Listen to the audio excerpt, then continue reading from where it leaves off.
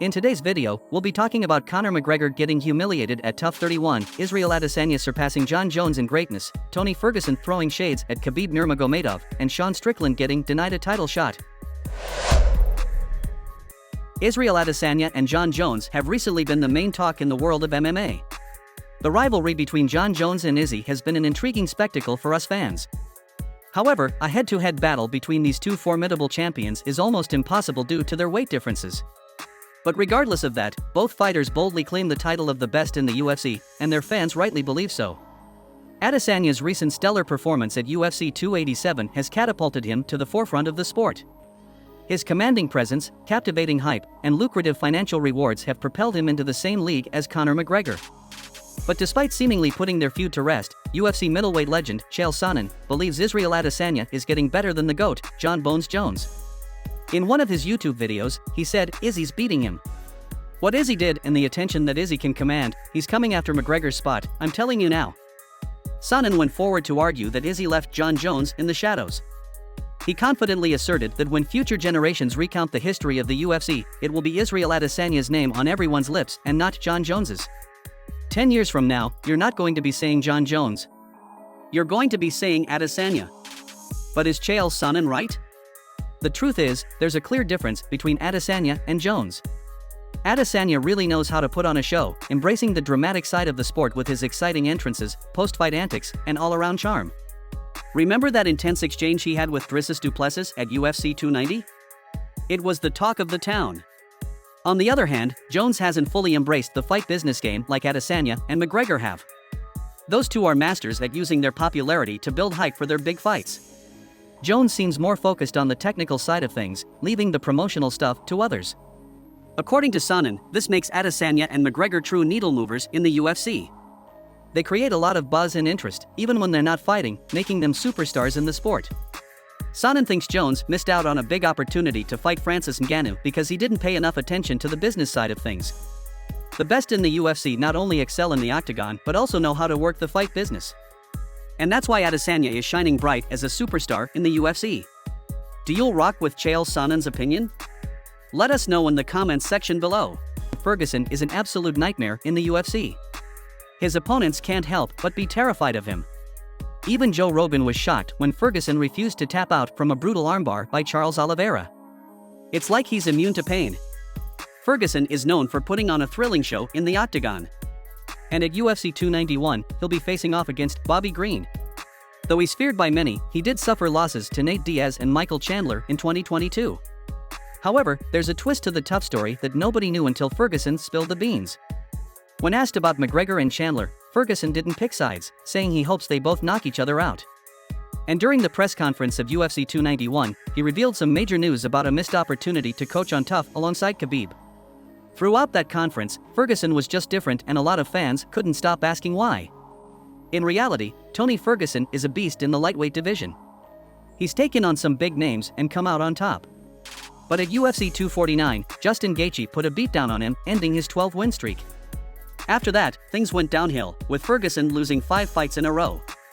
Now, he's got a chance to redeem himself against Bobby Green. Ferguson's been talking about how he's put in the work to improve his game. Will it be enough? Can he get back on that winning streak? And you know what? If he wins this one, will he call out Justin Gaethje for a rematch? I can't wait to see how it unfolds. Oh, and did you hear? There's talk about Tony coaching at The Ultimate Fighter later in the future. How cool would that be? Let me know what you think in the comments below. Sometime last week, there was some exciting buzz in the UFC world about the last stylebender Israel Adesanya, Sean Strickland, and Dricus du Plessis. Sean Strickland, a tough middleweight contender, seemed to be on the verge of a huge opportunity in his MMA career. However, it might have just gone down the drain. UFC 293, scheduled for September 2023 in Sydney, Australia, had plans to feature middleweight champ Israel Adesanya in the main event against Dricus du Plessis, a top contender. Dricus got the opportunity after a remarkable finish against Robert Whittaker at UFC 290. But things took an unexpected turn. It looks like Dricus might not be able to fight, and reports started suggesting that Sean Strickland could step in for the title shot instead. As a fan, I was pumped. Strickland, also known as Tarzan, is ranked number 6 in the division and was on a roll with 2 back-to-back wins, including a TKO victory over Khabib Nurmagomedov. He was on fire. Even Adesanya himself seemed to confirm the news on Twitter, saying Duplessis was out and Strickland was in. The excitement was building up. But, as luck would have it, Strickland's dream of the title shot went up in smoke. He shared on Twitter that it's not happening. Fans were understandably upset and expressed their disappointment with the UFC. However, on the other side of the division, there was one man who felt Strickland didn't deserve the title shot, and that's Jared Cannonier. Jared, who's a former title challenger and goes by the Killa Gorilla, wasn't too thrilled about the Strickland replacement idea. Jared recently beat Sean Strickland in 2022, and he's all fired up, claiming he deserves the title shot more than Strickland. He's confident that if Strickland faces Adesanya, he'll just end up being a punching bag for the champ. The Ultimate Fighter 31 is gearing up for the semifinals, and Dana White just revealed the upcoming fights. But here's the twist: some of Michael Chandler's teammates were moved to Conor McGregor's team, and they weren't happy about it. They totally bashed McGregor. Surprisingly, McGregor's team didn't have the best luck. His teammate, Rico Disulo, scored an impressive KO win, saving them from a complete wipeout. But because McGregor's team was struggling, fighters Austin Hubbard and Kurt Hollabaugh decided not to join him for the rest of the show. Dana White wanted to make the switch happen, but he let the fighters choose. Both Hubbard and Hollabaugh were not pleased with the idea of joining McGregor. Hubbard expressed his feelings: "No way I'm going to team McGregor. It just doesn't make sense to me." On the other hand, Hollabaugh felt that his team had dominated McGregor's from the start, so he wanted to stick with Team Chandler. He said, "We outclassed them, beating them 7-1. I'm staying Team Red, Team Chandler." He praised his coaches and their training methods, which helped him reach the semifinals. Hollabaugh didn't hold back, mentioning that he's not a fan of McGregor or his team's training. But surprisingly, there was one fighter who actually loved the idea of switching teams. Michael Chandler's teammate, Brad Katona, was super stoked about joining Team McGregor.